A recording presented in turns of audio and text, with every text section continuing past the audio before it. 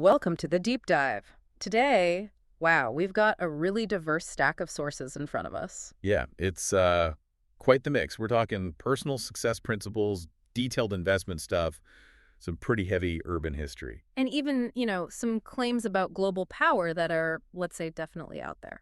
For sure. Yeah. But the mission today, it's really focused. We want to pull out the actionable knowledge, the context behind success in all these kind of different domains. Right. So whether you're aiming for like serious financial wealth or just want to get your daily routine working better. We're looking for that common thread, the underlying system. Yeah. That's really the heart of it, isn't it? For you listening, maybe you want that deep knowledge fast without getting lost in the weeds. And the sources, they keep pointing back to this one big shift. Forget the goals for a second. Yeah, stop chasing just the finish line. Exactly. Build strong, repeatable systems instead. The goal, it's like a destination, sure, but the system, that's the car that gets you there reliably, day in, day out. Precisely. And the results you actually get, money, health, career, whatever, they don't really depend that much on the big, hairy, audacious goals you set. Uh-huh.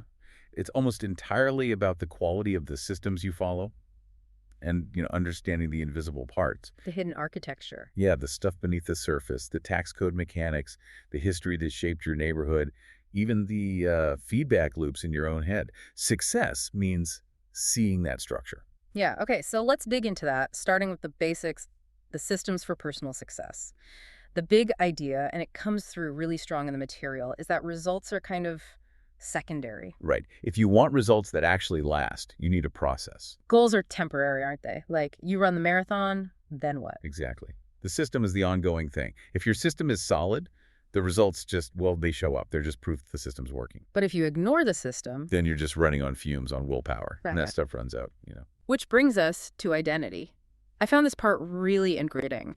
One source basically says, look, if you try to do something that doesn't line up with who you think you are... It's not going to last. Plain and simple. Right. You might want to save $1,000 this month, set that goal. But if deep down you still see yourself as someone who, spends freely... That goal crumbles the minute things get tough. It's the difference between I want to be healthy and I am a healthy person. The identity comes first. It drives the action. So changing habits isn't just about deciding, it's a two-step thing. Okay, what are the steps? First, you got to change the belief underneath. Why did you do the old thing? Then second, you start acting in small ways that prove the new identity to yourself.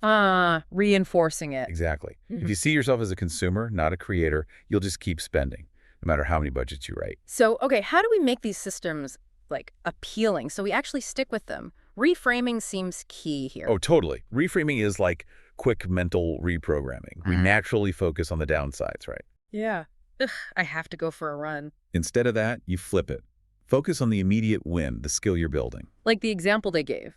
Don't say, I need to run. Say, it's time to build endurance, or time to get faster. You shift it from a chore to, a positive step in your development. That little language trick makes a big difference. Huge difference. And think about finance.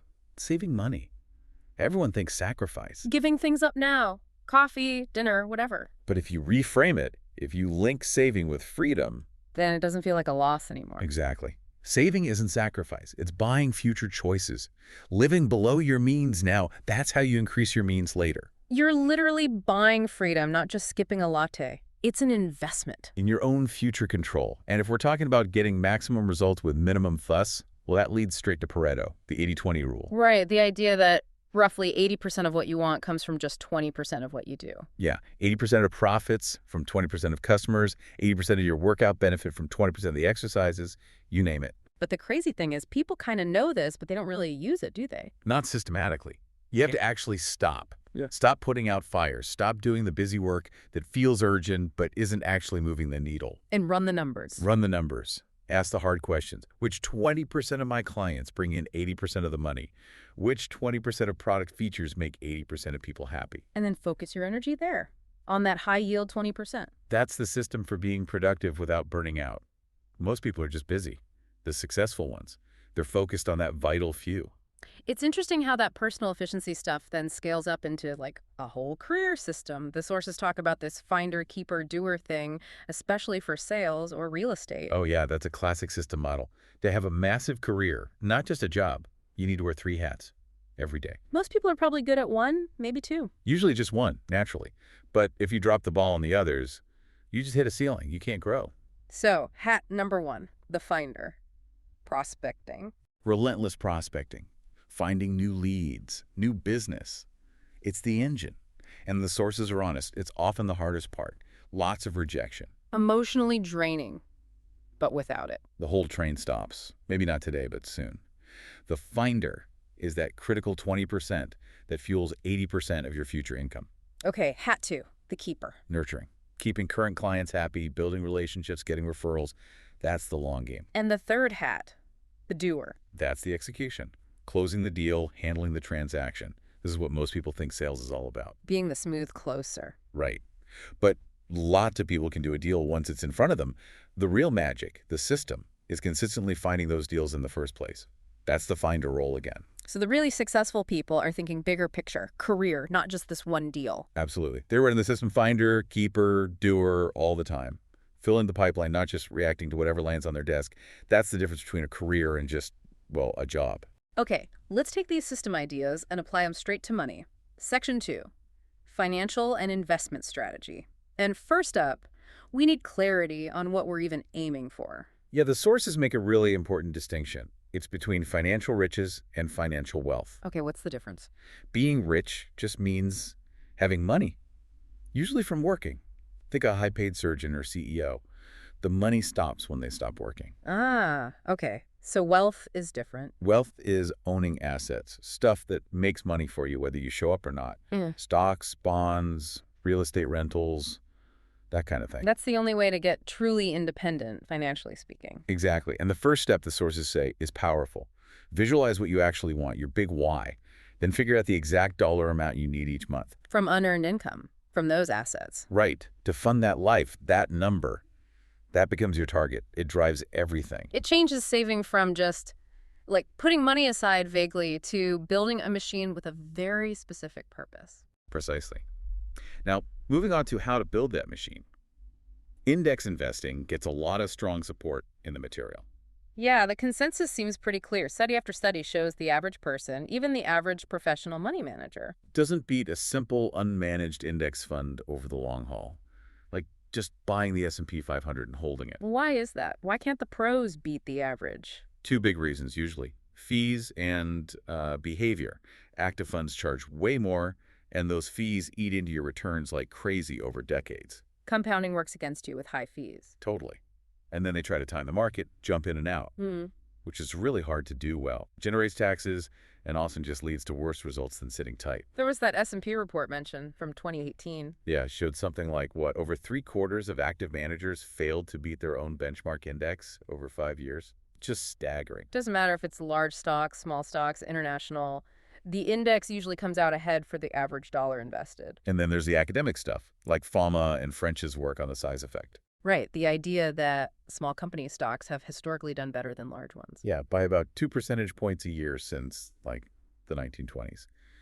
Suggests smaller size might be linked to higher returns. But is that actually useful for the average person? I thought there were doubts about whether you can really capture that extra return easily.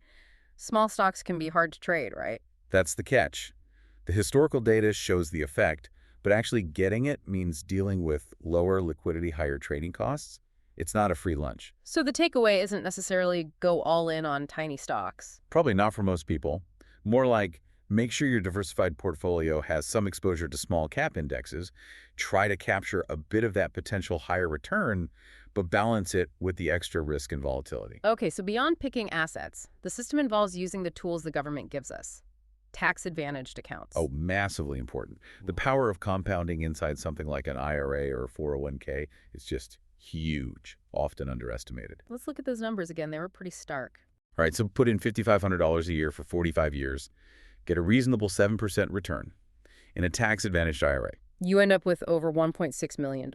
Because the growth isn't taxed each year. It just compounds and compounds. Now, same money, same return, but in a regular taxable account. Where you pay taxes on the gains every year, say 28%. Your final pot drops to just over $900,000. Wow. That's like $700,000 lost just to taxes over a lifetime. Just tax drag. Using the tax advantage system isn't some complex trick. It's just using the rules as intended for long-term growth. And for people who are self-employed or maybe flipping houses on the side, there's this Well, little, 401k, yeah, yeah. super powerful Mm. because you can contribute as both the employee and the employer from your own business income. Which lets you put away way more than the standard IRA limit. Dramatically more. Like the example, you make $50 profit flipping a house. Normally, IRA limit is what, $6,500 to $7,000 now? Something like that. With a solo, depending on your structure, you might be able to contribute $27,500 or even more that year and get a huge tax deduction for it. That seriously turbocharges your savings. Huge accelerator. Yeah. Now, shifting specifically to real estate tactics, that 14-day loophole sounds almost too good to be true. Right. The rule basically says if you rent out your main home or even a second home for 14 days or fewer in a year. The rental income is completely tax-free. Doesn't even get reported to the IRS. And the crazy part is there's no limit on how much income you make in those 14 days. Yeah, the source had that wild example. Rent your place for $10,000 a night during, say, the Super Bowl for 2 weeks. That's $140,000. Completely tax-free Yeah. in your pocket. It sounds like a billionaire loophole, but it's actually in the tax code for regular homeowners. And you still get to deduct your mortgage interest and property taxes like normal if it's your main home. Amazing little quirk in the system. Okay, let's talk flipping mechanics. The math seems absolutely crucial here. The flipping formula. Non-negotiable. It's the guardrail that keeps you from making emotional, disastrous decisions. So it's after repair value, or ARV, What you think it'll sell for after you fix it up. minus the rehab costs, How much the fixing up costs. minus fixed costs. Like loan, interest, insurance, property taxes during the flip. Minus your desired profit, Got to pay yourself. equals your maximum purchase price, the absolute most you can pay for the property. And you stick to that number religiously, especially if you're using risky financing, like hard money loans, planning to refinance later. Because if that ARV doesn't come in where you predicted, You're toast. If the appraisal after you're done is lower than you thought, the bank won't give you the refinance loan you needed. and suddenly you have a massive cash gap you need to fill right away. Can easily bankrupt you. So meticulous research on comps, rock-solid confidence in that ARV number. It's everything. And finally, financing itself. Owner-occupants seem to get a better deal systemically. They do. Lenders see less risk if you're actually living in the property, so they often have slightly looser qualifying standards. And lower interest rates? Definitely lower rates. The source mentioned maybe 5.5% to 6.5% for an owner-occupant with good credit. Versus maybe 6.75% to 7.5% for an investor loan, even for the same person. Exactly. That percentage point difference makes a big impact on your monthly costs and overall profit. Which is why starting with an FHA loan can be so smart for new investors. Right, because it only requires 3.5% down payment if you plan to live in the property for at least the first year. So you can buy a duplex or triplex, live in one unit, rent the others out. And you get that cheaper, easier owner-occupant financing to get started. It's a great way to house hack your way into investing. Okay, so we've got our personal systems dialed in, our financial strategies, but we can't ignore the bigger picture, right? The massive, sometimes invisible, historical and government systems that shape everything. Absolutely. Section 3 zooms way out. Mm-hmm. We have to understand the forces that created the landscape we're investing in. And that starts with the legacy of segregation in housing. This isn't just like ancient history. It directly impacts wealth today. Massively. The sources report that the FHA, the Federal Housing Administration, the agency backing mortgages, played a huge role in segregating America. How so? By actively financing entire suburbs, think Levittown, but on the condition that they were racially exclusive. Whites only. It wasn't just accidental, it was policy. Often, it was an explicit requirement from the FHA to the builders. We'll guarantee the loans if you agree not to sell to black families, Wow. So that systematically locked entire groups out of homeownership.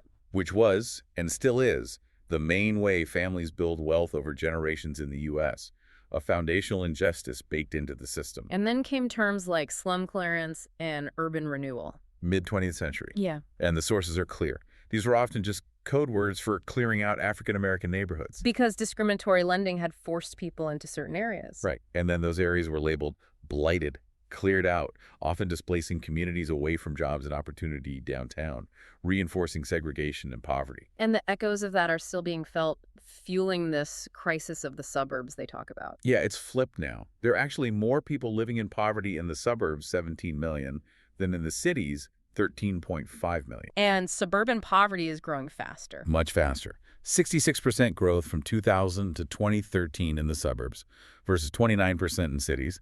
The suburbs weren't designed for poverty, lack of transit, support services. The old architecture is failing new realities. This hidden architecture affects more than just housing patterns. Look at those huge Wall Street deals, like the Stuyvesant Town saga in New York. Oh man, that deal. $6.3 billion they paid in 2006? But the crazy part was the price. It wasn't based on the actual money the buildings were making. Not even close. The existing rent suggested it was worth maybe $3.5 billion, tops. So where did the extra billions in price come from? Pure Wall Street fantasy, basically. Casino models, the sources call them. Assuming they could somehow jack up rents massively, ignoring rent regulations. Just wishful thinking baked into a spreadsheet. Pretty much. And predictably, it blew up. Tishman Speyer, the buyers, defaulted, walked away, wrote off their $56 million investment by 2010. But here's the kicker. They personally weren't really hurt. Nope. Even after that disaster, they turned around and raised $2 billion for a new fund from other investors. That just shows how these mega deals work, doesn't it? Often with other people's money, risks get spread around, profits stay concentrated. It connects right back to the Big Short stuff, the subprime mortgage crisis. Remember how those bonds were structured? With tranches, yeah, layers of risk. The bottom layer took the first hits. But the truly insane part, the systemic flaw, was the ratings agencies. Moody's, S&P. Their models literally couldn't handle the idea of housing prices going down. Isn't that unbelievable? Their risk models just assumed prices always go up. So when the market turned, their ratings were completely meaningless. The whole system was built on a faulty assumption. If finance had faulty math, our city's physical shapes were often built by masters of system manipulation, like Robert Moses in New York. Moses, yeah. An unelected official who basically reshaped New York City through sheer force of will and control over public authorities. He strong-armed the mayor, LaGuardia, into cutting funds for essential stuff. Yep. Firehouses, schools, hospitals, even subways got cut. While Moses directed the fire hose of New Deal money billions into his projects. Parks, bridges, highways. He built his own parallel financial system he controlled. Exactly. And his bridges were cash cows for his authorities. The Henry Hudson Bridge, making $600,000 a year net profit back in the late 30s. The Triborough, over $1 million net. That money gave him independence, political power that elected officials couldn't touch. Total autonomy. And he used that power to shape the city deliberately. Look at Riverside Park. Okay, what about it? The first couple of miles, downtown serving wealthier areas, lavishly developed. $8 million a mile, huge money back then. But further uptown, As he got closer to poorer neighborhoods, around 110th Street, he drastically cut back. Cheap materials, fewer features, and north of 125th, near Harlem, almost nothing. so he literally built inequality into the physical landscape of the park. Deliberate differential development based on who he wanted to serve. A master class in using infrastructure to reinforce social divisions. Okay, let's bring it back down from those huge historical forces to the nitty-gritty. Real estate tactics that work today. Selling property. First impressions are everything, and staging is the system for that. Right. The goal of staging isn't just making it look pretty. It's about creating, visual calm, depersonalizing it. So the buyer can imagine their stuff there. Exactly. And letting the good parts of the house, the architecture, stand out. The sources had a definite checklist for that first impression. Yeah, number one, be involved in the photos. Those online pictures are the first showing now. They have to be perfect. Make sure the realtor sign is clean and straight. Sounds small, but it matters. Details count. And wash the windows inside and out. Makes a huge difference in light and perception of cleanliness. Okay, here's a tactical one I liked. The storage mistake. Don't stash your extra stuff in the garage or basement. Absolutely not. People see those spaces as potential living areas now, not just dumping grounds. If it's crammed with your overflow boxes and furniture. It screams, this house is too small for normal life. Exactly. It kills the selling point of having that extra space. Rent a cheap storage unit instead. Yeah, the cost of a storage unit for a few months is nothing compared to losing thousands on the sale price because buyers think the house is cramped. Smart investment. Now, flipping it around, buying rental property, the focus shifts completely. It's the tenant-centric buy. Meaning you buy what a good tenant wants, not necessarily what you'd want to live in. Right. Good long-term tenants usually have furniture, possessions. They need space. So houses with decent storage are key. Garages, basements, big pluses. Huge pluses. Fenced yards are great too, especially for families or people with pets. Helps keep tenants longer. But there was a nuance there. Avoid huge yards.